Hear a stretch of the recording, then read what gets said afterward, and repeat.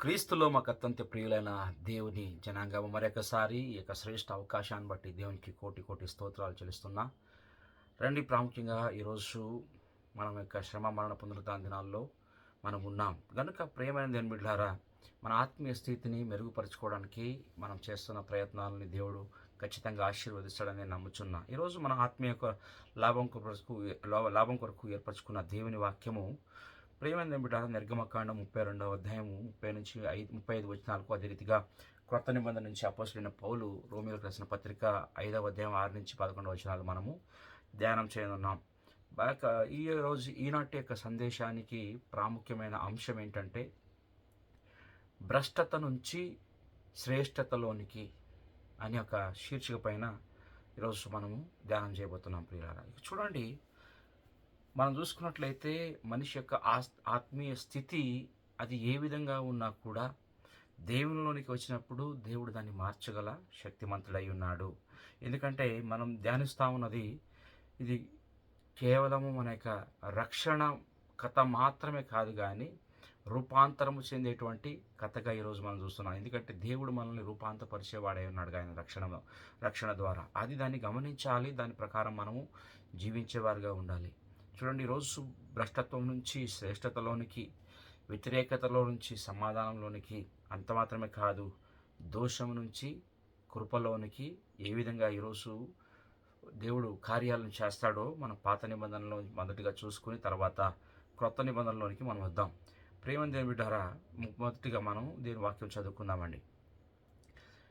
నిర్గమకాండం 32వ అధ్యాయము దాన్ని 31 నుంచి 35 వచనాలు చదువుకుందాం. అప్పుడు మోషే యెహోవా వద్దకు తిరిగి వెళ్ళి, అయ్యో, ఈ ప్రజలు గొప్ప పాపము చేసిరి, వారు బంగారు దేవతను తమ కొరకు చేసుకునిరి. అయ్యో, నీవు పాపము ఒకవేళ పరిహరించితివా, లేని ఎడల నీవు వ్రాసిన నీ గ్రంథంలో నుండి నా పేరు తుడిచివేయమని బ్రతిమాలుకొనుచున్నాను. అందుకు యెహోవా, ఎవడు నా ఎదుట పాపం చేసెనో వాని నా గ్రంథంలో నుండి తుడిచివేయదును. కాబట్టి నీవు వెళ్ళి నీతో చెప్పిన చోటికి ప్రజలు నడిపింపు. ఇదిగో, నా దూత నీకు ముందుగా వెళ్ళను. నేను వచ్చు దినమున వారి పాపమును వారి మీదకి రప్పించదని మోషేతో చెప్పాను. అహరోను కల్పించిన దూడను ప్రజలు చేయించినందున యెహోవా వారిని బాధపెట్టెను. ఇక్కడ గమనించినట్లయితే ఈ సన్నివేశం మనందరి జీవితంలో బాగా పరిచయమైన సన్నివేశంగా మనం చూస్తున్నాం. ఏం చేస్తున్నారు ఇక్కడ ప్రజలు? ప్రియమైన దేవుని బిడ్డలారా, ఇక్కడ ఈ యొక్క సీనాయి కొండపైన స్పష్టంగా ఈ విషయం మనకి తెలియజేస్తూ ఉంది. ఏం చేస్తున్నారంటే అందుకే నేను చెప్పాను ఈరోజు మన ముఖ్యాంశం భ్రష్టత్వంతో ఏమవుతాడంటే మనిషి పతనమైపోతాడు, మనిషి ఆలోచన విధానం మారిపోతుంది, మనిషి జీవితం మారిపోతుంది, మనిషి నాశన మార్గంలో నడిపిస్తుంది ఈ భ్రష్టత్వం అనేది. ఈరోజు వాక్యం ద్వారా మనం తెలుసుకుందాం.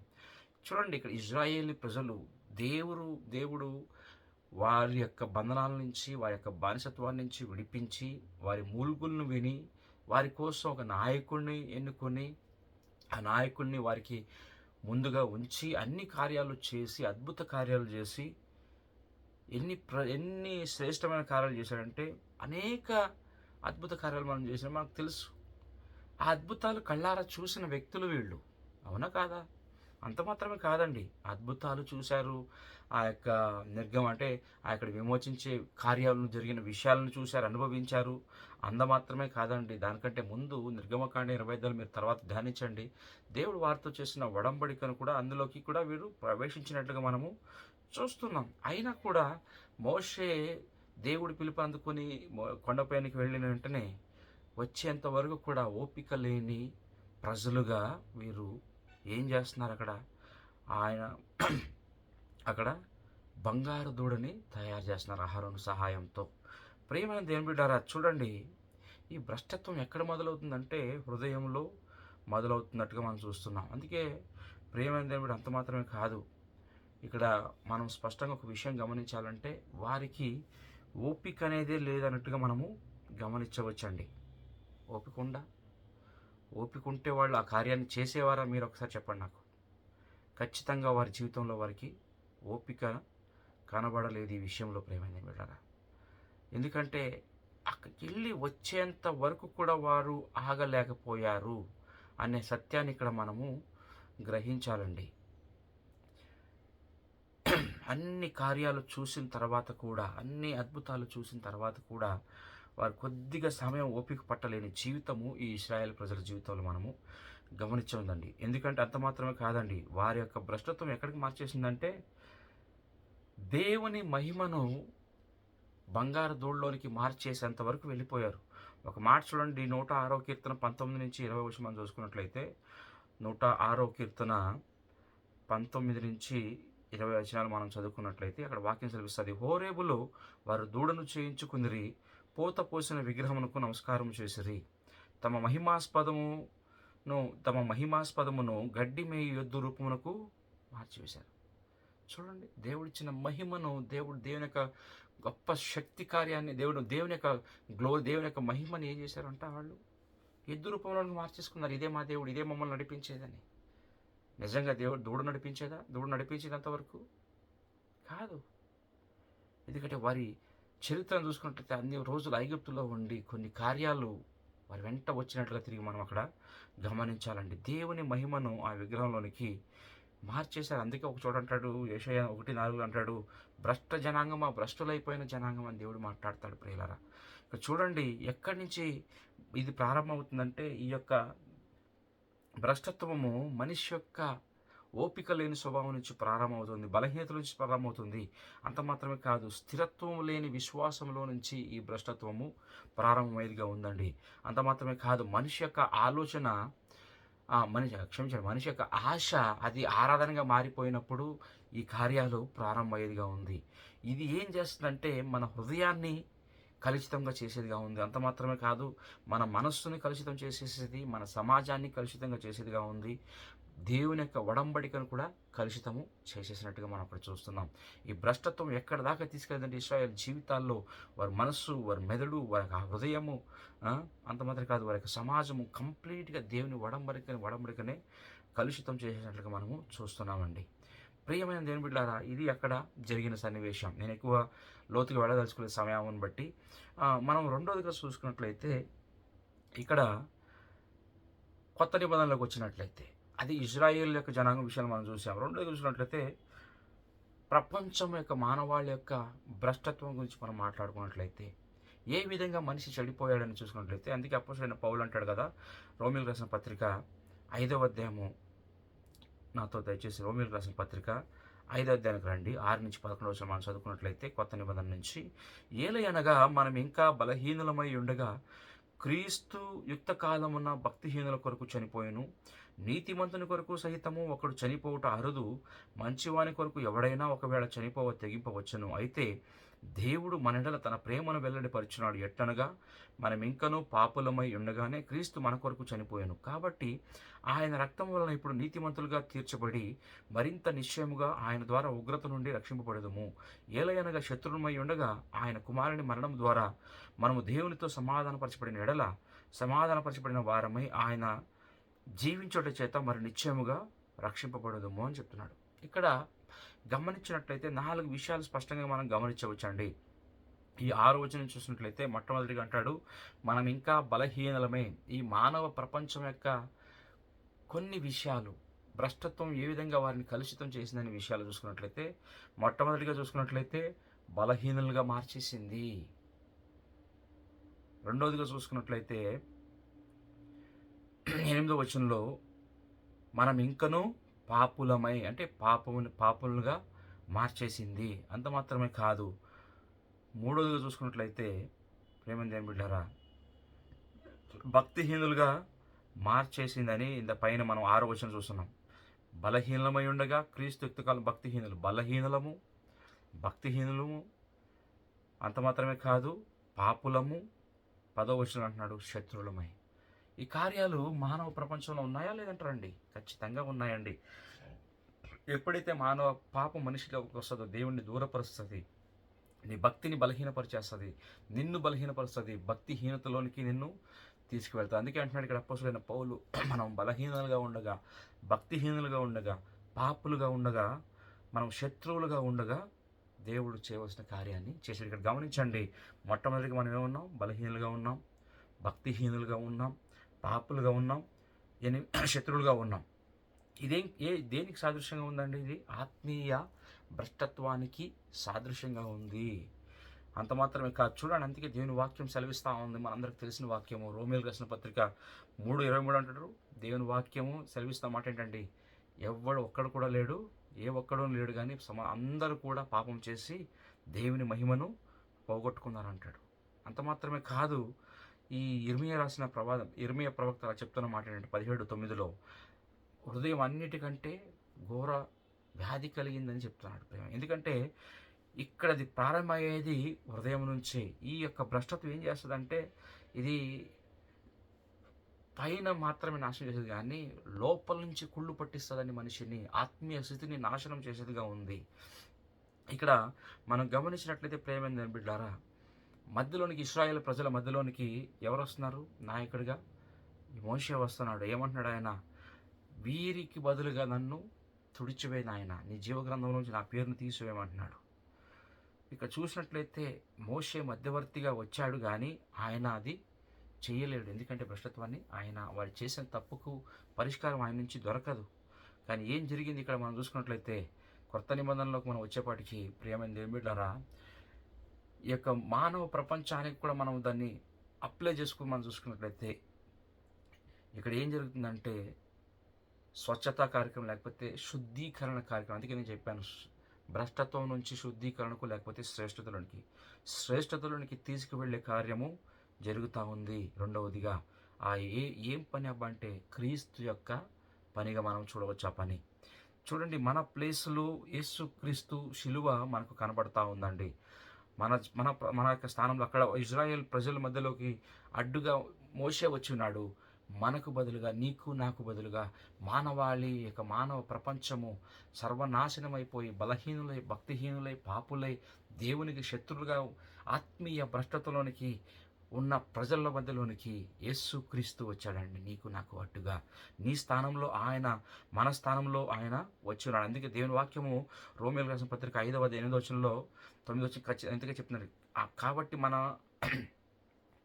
చూసుకున్నట్లయితే, మన ఎడల తన ప్రేమ ఎట్టనగా మనం ఇంకనూ పాపులమై ఉండగానే క్రీస్తు మన కొరకు చనిపోయాడు. మనం ఇంకా పాపులుగా ఉన్న సమయంలోనే క్రీస్తు మన కొరకు చనిపోయాడు. దాని అర్థం ఏంటండి?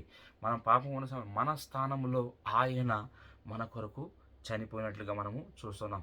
ప్రేమని దేని బిడ్డారా, ఇక్కడ చూసినట్లయితే శిలువ అనేది కేవలం ఒక సెంటిమెంట్గా మనం చూడడం కాదు, కానీ ఏదో ఒక రూఢిగా మనం అనుకోవడం కాదు, కానీ ఇది మన స్థానాన్ని భర్తీ చేసింది. మన స్థానంలో, నీ స్థానంలో, నా స్థానంలో నిలబడినట్లుగా చూస్తున్నాం. ప్రియమైన దేవుని బిడ్డలారా, ఏ పాపము ఎరుగని దేవుడు ఏం చేస్తున్నాడంట? 2 కొరింథీ 5:21 అంటాడు కదా, నీ కొరకు నా కొరకు ఆయన చేసిన కార్యం ఏంటంటే, ఎందుకనగా మనం ఆయన దేవుని నీతి అయినట్లు పాపం ఎరుగని ఆయన మన కోసము ఏం చేశాడండి? పాపముగా చేశాడండి. ఏ పాపము లేని పరిశుద్ధుడిని, నన్ను ఆత్మీయ భ్రష్టత్వంలో ఉన్న నన్ను ఆయన శుద్ధి చేయడానికి ఆయన పాపిగా మార్చబడ్డాడని మన వాక్యం చూస్తున్నాం. ఎందుకంటే మనిషి తన సొంత కార్యాల ద్వారా ఖచ్చితంగా అది చెయ్యలేడు. అందుకే దేవుని వాక్యం సెలవిస్తూ ఉంది. 1 యోహాను పత్రిక 1:7 అంటుంది, ద బ్లడ్ ఆఫ్ జీసస్ క్లీన్సస్. కేవలము యేసుక్రీస్తు రక్తం మాత్రమే కార్యం చేయగలదు, కానీ ఏ ఒక్క వ్యక్తి, ఏ ఒక్క పరిస్థితి కూడా మన యొక్క ఆత్మను శుద్ధి చేయడానికి, మన యొక్క భ్రష్టు పట్టుపోయిన మన జీవితాన్ని మార్చడానికి శక్తి ఎవరి వలన కాదండి. మోషే వల్ల కాలేకపోయింది. మోషే అయితే అడ్డు వచ్చాడు, కానీ ఆ కార్యాన్ని పరిపూర్ణం చేయలేకపోయాడు. అయితే క్రీస్తులో ఆ కార్యము పరిపూర్ణంగా నష్టపోయిన, లేకపోతే భ్రష్టతలో మునిగిపోయిన, కలుషితమైన మనిషి హృదయాన్ని, మనిషి తలంపుల్ని, మనిషి జీవితాన్ని మార్చడానికి ఈరోజు యేసుక్రీస్తు వచ్చినట్లుగా చూస్తున్నాం. అందుకే ఈరోజు వాక్య యొక్క ప్రాముఖ్యమైన అంశం ఏంటంటే, శిలువ వేయబడిన యేసుక్రీస్తు యొక్క ఉద్దేశం నన్ను భ్రష్టత్వం నుండి శుద్ధి చేయడము, నన్ను ఆయన శ్రేష్టతలోనికి నడిపించడమే. అందుకే ఆ కార్యాలన్నీ కూడా శిలువలో అక్కడ భ్రష్టత్వం నుంచి మార్పు చెందినట్లుగా చూస్తున్నాం. దేవుని యొక్క ఉగ్రత అక్కడ తృప్తి పొందినట్లుగా, న్యాయం తీర్చినట్టుగా మనం చూస్తున్నాం. ఎందుకంటే ప్రేమ దేవుని బిడ్డలారా, ఆయన ఉగ్రత మనపైన రావాల్సిన ఉగ్రత యేసుక్రీస్తు మన స్థానంలోనే చేశాడు. అంత మాత్రమే కాదు, న్యాయ తీర్పును ఆయన పొందుకున్నాడు. అక్కడ జరిగిన కారణం ఏంటంటే, కృప నీ కొరకు, నా కొరకు విడుదల చేయబడిందండి. ప్రియమైన దేవుని బిడ్డలారా, మోషే ద్వారా కాదు కానీ యేసుక్రీస్తు, మోషే అక్కడ అడ్డుపడ్డాడు కానీ యేసుక్రీస్తు దాన్ని పరిపూర్ణంగా మనకు సరి చేసి ముగించాడని నేను చెప్పడానికి ఇష్టపడుతున్నాను. ఎందుకంటే ప్రియమైన దేవుని బిడ్డలారా, ఈ శుద్ధీకరణ లేకపోతే ఈ పరిశుద్ధపరచబడడం అంటే ఇది క్షమాపణ కంటే ఇంకా ఎక్కువగా అంటే మనం చూడవచ్చు. ఎందుకంటే ఇది ఏం చేస్తుందంటే మనలో ఉన్న అశుద్ధత్వాన్ని తొలగిస్తూ ఉంది. అంత మాత్రమే కాదు, మనలో ఉన్న కలుషితమైన జీవితాన్ని, పాప జీవితాన్ని తొలగిస్తూ ఉంది. మరలా మనం గమనించినట్లయితే ప్రేమైన దేవుని కోల్పోయిన సంబంధాన్ని తిరిగి దేవునితో సంధి చేస్తూ ఉంది. అంత మాత్రమే కాదు, నీ యొక్క గుర్తింపు, నా యొక్క గుర్తింపు త్వరగా మరలా ఆయన మార్చినట్లుగా చూస్తున్నాం. ఇవన్నీ కార్యాలు కూడా యేసు క్రీస్తు ద్వారా ఆయన మధ్యవర్తిగా ఉండి నీ కొరకు నా కొరకు చేసినట్లుగా చూస్తున్నాం. అందుకే 9:14 అంటాడు, how much more shell the blood of Christ choose cleanse you your concern. అంటే నీ మనస్సాక్షిని ఇంకా ఎక్కువగా యేసుక్రీస్తు రక్తం ఎంతగా శుద్ధి చేయదని దేవుని వాక్యము సెలవిస్తూ ఉందండి. యేసుక్రీస్తు తప్ప ఎవ్వరు కూడా ఈ కలుషితమైన హృదయాన్ని ఎవ్వరు కూడా చేయలేరండి. అక్కడ దేవుడు కేవలం అది పాలిష్ చేయడం అంటే పైపైన చేయడానికి రాదు కానీ కంప్లీట్గా దాన్ని శుద్ధి చేయడానికి యేసుక్రీస్తు తన శిలువలో ఆ కార్యాలను చేసినట్లుగా చూస్తున్నాం. ప్రేమైన దేవుని బిడ్డలారా, మనం గమనించినట్లయితే ఈరోజు అయితే మన జీవితంలో ఏ విధంగా ఉన్నాం మన జీవితము? ప్రేమైన దేవుని బిడ్డలారా, ఇక్కడ నిర్గమకాండం చూసుకున్నట్లయితే వారు చేసిన వారు కార్యాన్ని బట్టి, వారి భ్రష్టత్వాన్ని బట్టి న్యాయ తీర్పుకు అది ఆహ్వానించినట్లుగా మనం చూస్తున్నాం. అయితే మనం కొత్త నిబంధనలు ఇప్పుడు రోమేయులకు రాసిన పత్రిక మనం చూసుకున్న ప్రకారంగా పరిశుద్ధ దేవుని యొక్క యేసుక్రీస్తు యొక్క చేసిన కార్యాన్ని, పరిశుద్ధ కార్యాన్ని బట్టి దేవునితో నీకు నాకు సంబంధాన్ని తిరిగి పునరుద్ధరించినట్లుగా మనము చూస్తున్నాం. ప్రియమైన దేవుని బిడ్డలారా, ఒకప్పుడు పాపులుగా ఉన్న మన జీవితాలని క్రీస్తు ద్వారా మనము పరిశుద్ధులుగా మార్చబడ్డామండి. శత్రువులుగా మనం ఉన్న మన జీవితాలని ఆయన తిరిగి ఆయనతో కూడా మిత్రులుగా తిరిగి సంధానంగా చేశాడు. అందుకని నేనటి వాక్యాలు మనం చూసుకున్నాం. బానిసత్వంగా ఉన్న మనల్ని విడిపించి ఆయన కుమారులుగా, వారసులుగా మనము చేసినట్లుగా చూస్తున్నాం. మూడవదిగా చూసుకున్నట్లయితే న్యాయ తీర్పు గురవలసిన మనల్ని ఆయన స్వీకరించి సంధి చేసి సమాధానపరిచినట్లుగా చూస్తున్నామండి. ఇది అద్భుతకరమైన విషయం అని మనము గ్రహించుకోవాలి. అయితే ఈరోజు మన జీవితంలో ఒక ప్రశ్న, ఈరోజు ఏ విషయంలో ఇంకా నీ జీవితంలో దేవుని ఎరిగిన తర్వాత కూడా నీ ఆత్మీయతలో ఇంకా నువ్వు ఏ విషయంలో భ్రష్టత్వంలో ఉన్నా ఒక్కసారి నువ్వు పరీక్షించుకో. ఎందుకంటే ప్రేమ దేని బిడ్డారా, చాలాసార్లు మన యొక్క భ్రష్టత్వం మనకి పైకి కనపడదండి. కనిపించని భ్రష్టత్వం చాలా ఉంది, మనలో కలుషితం చాలా ఉందండి.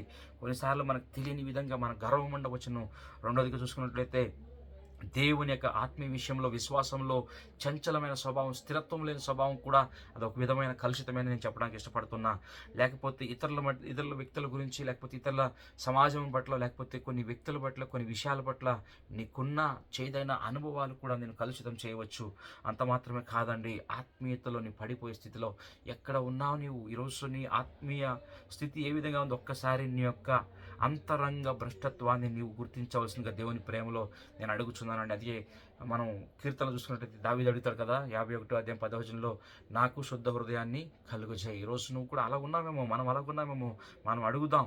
ఎందుకంటే రెండోదిగా చూసుకున్నట్లయితే సొంతంగా మనము డిపెండ్ అయ్యేది వద్దండి. మనం సొంతంగా మనం కూడా చెయ్యలేమండి. ఏ మతాచారాలు కూడా మనల్ని పరిశుద్ధపరచలేవు. ఏ మతాచారాలు కూడా మనల్ని శుద్ధి చేయలేవు. నీ యొక్క ప్రయత్నం ఎంత మాత్రం నీ యొక్క అశుద్ధత్వాన్ని, నీ యొక్క గిల్ట్ని అది తీసివేయడానికి సాధ్యం కాదండి. కేవలం క్రీస్తు రక్తం మాత్రమే నేను శుద్ధి చేయగలదు. కనుక మనం పరీక్షించుకుందాం. ఎందుకంటే మనము పరిశుద్ధులుగా పిలువబడడానికి, పరిశుద్ధులుగా బ్రతకడానికి ఆయనలో మనము పిలువబడ్డామండి. దేవుని వాక్యం సెలవిస్తూ ఉంది.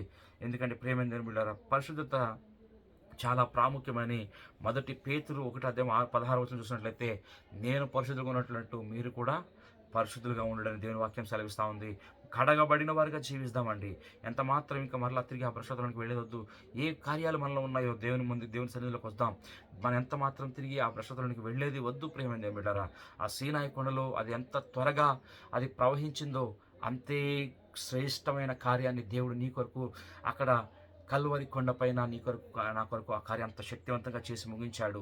ప్రేమ దేవుడారా, బంగారు దూడ వారి యొక్క బలహీనతకు సాదృశ్యంగా కనపడితే క్రీస్తు యొక్క శిలువ మన కొరకు అది అద్భుతమైన కృపగా మనకు చూడవచ్చు.